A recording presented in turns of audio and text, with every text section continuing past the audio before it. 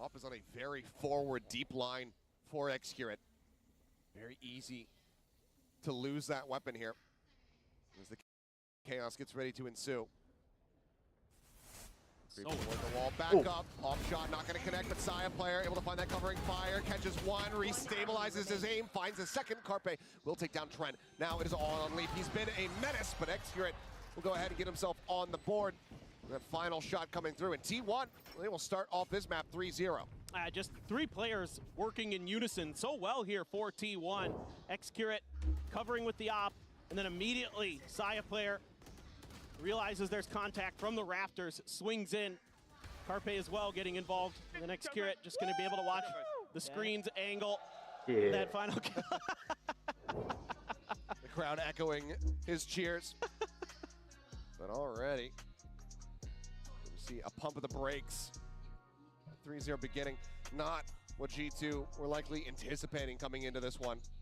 Because while T1, you know, they did play close to Gen G on that icebox. They managed to make it a 13-11 in the loss. The comp was still looking disjointed. A lot of that came down to just pure aim, you know, some util combos, but for the most part, it was just a lot of good shooting. So having T1 come out the gate and be able to start things off with a 3-0, that is not what G2's looking for. So timeout, gonna be burned nice and early here, wanting to just go ahead and course correct, not let this get out of hand. And you could make the argument that G2 might have an idea how to play against the Reyna comp because they have. Crew does run Reyna on this map. They did play it earlier in the playoffs in Americas, but it's a very different comp that Crew runs. They run the double initiator. They run the Gecko and the KO, whereas this is, you know, wildly different. You got essentially, you know, two Sentinels with the Sage and the Chamber, so it's a very different look that T1's going to bring you on the back of that Reyna. Yeah, there's still kind of the dismisses and the other things that Reyna can do, but the follow-up behind it is going to be a lot more playing for trades, a lot more looking for some long angle fights with that Chamber, things like that that we're already seeing come into play. And it's already just been overall very clean. I mean, Rossi's the only one who's died on T1. He's died in every single round. So cash being banked up by the rest of these players. It's Leaf. They deep work forward, but as they continue to poke and prod, Icy gets taken down. Leaf is going to be good for one, does take out Xcurate. That operator going to have to be carried over into the next round. Unless the rest of G2 can try to clutch this one up. They're up over the top, did get the blind there on the Trent. The drop in, a side player playing this aggressively. And he's starting to do it disrespectfully as well. Couple shots there.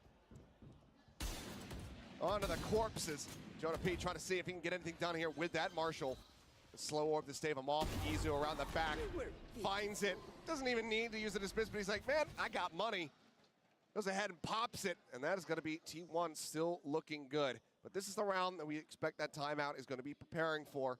And see how things look with some more rifles back into the hands of G2. Well, you can see that I think G2 already trying to get in the heads of T1 a little bit by getting aggressive, getting ahead of these plants, because this is something that you can't do against this comp as easily, especially because of the Sage Wall. Give them that extra space where they can kind of set up, and Saya's just been an absolute menace around that plant site. He is just mowing people down as they try to come from rafters and back site, and you got to find ways to deal with that. You got to get util in their faces, but a little bit of a change of pace here for the side of T1. I'm really curious how quickly Jonah P is going to start rotating as well. Has this been all A all the time for T1? They haven't shown you any different looks yet. Not at all. Doing the team secret strat. Just go A over and over again. But now we have this about to be basically quad push coming down through mid with a join in from Jonah over at green. Izu eating a bit of damage there as the nanoswarms are going to be popped, and now we're also going to be investing that Viper's Pit. Valen, the rest of the team now arriving. They have managed to avoid that trademark. 3 coming from the flank though, so a lot of pressure here for Saya. The trademark actually put in shallowly, so they're able to just push their way forward and not have to alert that at all. Saya, I don't think he's going to be ready for this at all. He's got a couple players just above him, but they're also not checking for him. Finds the one, but it's not going to be able to find a follow-up. Valen does strike him down. 3v4, Xcurate, off in hand, good for one. Tries to pivot, tries to look over to the right-hand side, but he ends up falling, and now it's just Rossi here in the pit. He's bought a decent amount of time. He still has these bites. He's trying to counter-rotate back around here from the front. Finds the first, finds the second! And that is going to be the Red Bull clutch as Rossi gets himself 3 and T1 get up to 5. Sublime timing here from Rossi. Just gets ahead of Jonah P as he tries to enter that Viper's Pit. Wraps around, lets him start defusing. completely catches him off guard. Phenomenal play here. Got to that ult pretty quickly. Died a lot early on, but that means he's going to have a little bit of earlier access to that ult, and yeah, just not aware of it. I like the change here from G2, sending a lot of players to the flank, but it was pretty well read by T1's Excurate. Screaming for the operator. Yep. As he should. You're about to be cash capped. But obviously, build up as much as you possibly can. Now, another disjointed buy here for the side of G2. They do have that Thrash. They have that Reckoning online. It's just 2 Stingers, 2 Bulldogs, and a Sheriff. But think what about kind of damage they can find. And it looks like, yeah, Excurate does readjust his trademark. Knows that he misplaced it last time. Yep. And think about how nice this is for T1, that they were able to get that pit ahead of these 2 ults that are so good at clearing it. So the ult cycle really working in the favor of T1 right now. They have the res as well. Oh, and Carpe has the read. He knew that they could just go ahead and smoke this off as Carpe comes up with 3. Jonah finally does put an end to it, puts him down, finds himself a second with a nice headshot.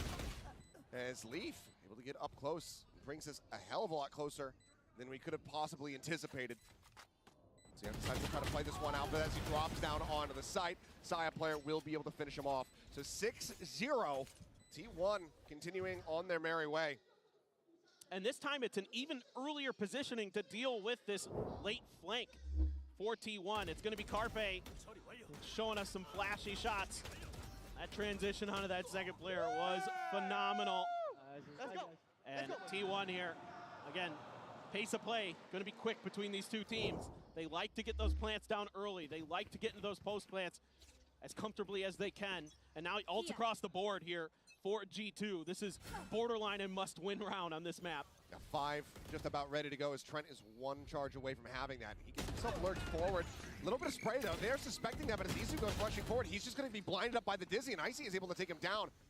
No covering fire, no real reinforcement. Everybody else just staved off by that Reckoning off the rip. So very nicely done there by Valen to get them an early advantage. Look how quick T1 is rotating here, and I thought maybe G2 was going to mirror them, but they're not. They're going to clear that utility. That's going to alert them to T1's presence. How comfortably is T1 going to be able to get this plant down? They're still going to be able to get here with a good amount of time because these nanoswarms do come through. It does delay them a bit, but now the wall can come into play. As the plant will be right here on the default corner. Wall coming through, Hunter's Fury as well, now opened up, just interrupts that one, not allowing for Saya player to go ahead and complete it. So Spike still not out. Thrash does go forward. And right now, T1, I mean, maybe feeling committed to this position, especially as that pit is now coming through. It's G2 throwing everything in the kitchen sink at this site, but T1, they want to bail out, they want to rotate back. And Leaf, somewhat suspecting this, is starting to rotate back into A. And he's got that lockdown if they start coming this way. He can buy even more time. He can push them into more uncomfortable angles. Love this. But he's in such a deep position. God. He needs to come away with kills. He needs to be able to find the surprise if he wants that lockdown to find value. But now the swarm is coming through. There's the res, and that's the perfect timing for Rossi to come up over the top. Takes him out. Now that lockdown, not going to be seen. Shock Dart's throwing the try and delay. Plant going to be coming through. Wingman gets the spot onto one. There, down below, and Carpe just plus forwards and kills off 2. Jonah now, the last one standing. And this has been a catastrophic round for G2. He gets the spot onto 1, but Carpe breaks line of sight. They still have 5 players alive. And can he do anything here? Can he find damage? They suspect that he's going to be coming through from that A main side. They might be up on belt, and yeah, I think he just has to save. He's going to see if anybody tries to exit, maybe try to catch that frag here. But if he doesn't survive with this weapon, then it's even more catastrophic. And all the ults they invested in this round. I mean, I guess the slightly good news is he didn't lose the lockdown. I mean, Sure. I don't know what, if it was worth it. I thought for sure Leaf was going to be in a position there. Okay, Jonah B's going to get one. We'll find one. So the flawless not to come through here, but it's still no closer to a round victory for G2 as T1 continue to run away with this icebox. You see Spirit still looking relatively high here for the squad. Some smiles on their faces, but certainly not in a position that they want to be in at the moment.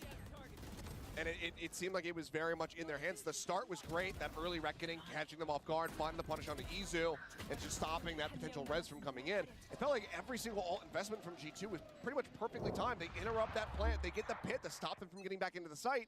All that they were missing was that lockdown being used in a more defensive position to stop them from getting into A. Exactly. No, you're right on, my friend. That's I thought for sure that Leaf was going to do that. Oh, quick up on the pipe, but my God, what a shot from Icy. Another first blood for him. Saya, quick to reply, does manage to find Jonah. Icy now just going to get tucked along here into the corner. And the pace very much gets slowed down. T1 just looking for these angles for X-Curate. Cove is going to go up, though. He's just going to continue to hold that angle, see if anyone's going to try to push out for info or anything like that. But for now, T1 happy to plant their feet, looking for these late lurks potentially. Let's see, with the spike is Saya. He's kind of drifting around there on belt. For now, nobody really moving a muscle with no contact on either side. Yeah. A re-up of the high tide here for Valen. I mean, G2 is fairly convinced that they're still going to be in this site. They have no reason to suspect otherwise. That alarm bot is still sat over at B. And nothing's been seen by Leaf. Yeah, quick heal, quick clear on that recon as the wall falls. And this is the moment now for T1 to try to strike. A lot of detail dumped into the corner, and there it is, the snake bite does flush out Icy. Really good awareness here from T1. Rossi going to be taken down. Trent is able to put that Vandal to use for at least one kill, but can he find more? There's the jiggle from Carpe. Knows that there's going to be another, and it's a bit of a 50-50 for him, but Carpe just goes in for the challenge, gets the headshot. It's now 8-0 for T1. Well, I mean, credit to G2 for doing their homework on Breeze. Credit to T1 for doing their homework on this map. I mean, they are reading every single position so nicely. The shock dart into the snake bite combo with the slow there. Yeah, no, there's no chance there. They just knew his position. He's just dead. With the slow orb there as well, he can't get out. I mean, it's just unbelievable the way they're reading the map right now. Every time G2 wants to take an angle, every time G2 wants to take a fight, T1 is one step ahead of them, cutting them off. Just so ready for everything they're trying to do. These quick hits up towards their nest side, things like that, they're just shut down every time. Yeah, and I think that if you ask a coach, you know, what is the worst feeling? They'll probably say it's having to call both timeouts in the first half, especially when you don't have any round wins. It's something that you want to be able to hold in your back pocket, but you just can't leave the players floundering like this any longer. So perfectly understandable to have to call this one now here for G2, but you know, they need this to then work. It needs to find value. They need to be able to run back at least just those 4 rounds that are possible for them to get in this first half. And your big guns are being absolutely shut down right now for G2. Valen and Leaf, 4 kills between the two of them. I mean, it's just been phenomenal how drilled, how clean T1 has looked. And it's just great trades, great positioning, great awareness. Good util when they need to, but right now it's just more about everybody kind of doing their job and being in the right place at the right time. Let's see if there's any challenge here. Carpe gonna scout ahead of this high tide, just see if there's any info. Alir, just in case somebody had tried to push out early for G2, but still have that lockdown for Leaf. Let's see if that's part of what this timeout was about. I suspect it is. He's been sitting on it for a bit. Hunter's Fury on the open, Carpe looking to see if he can catch anybody here, and just barely splits the difference there, so unable to find the tag on the Trent. Locked down now as well, trying to buy some space. Saya, can he get out of it in time? Yes, he does. So the detain, not going to be found playing that one. On a razor's edge is T1, but X-Curate now going to be taken down. Leaf starting to come up a little bit. That's the operator now dealt with. Izu trying to find a pacey timing, goes up, gets the dismiss out, sees a couple other plays, but now Leaf comes away with a second. Saya gonna be taken down, but Izu as well, equalizing, gets that kill. Op shot taken now into Carpe's hands, unable to find the value there. Recon cleared, nothing spotted, sees the legs of Icy, but cannot find the kill, and Rossi cannot get the clutch. G2 will at long last get themselves on the board. And even though that's read pretty well there by T1, that was a conscious decision to invest that Hunter's Fury before the lockdown came down, because they knew they had the timing to get Saya player back out after he puts the plant down. I mean, a lot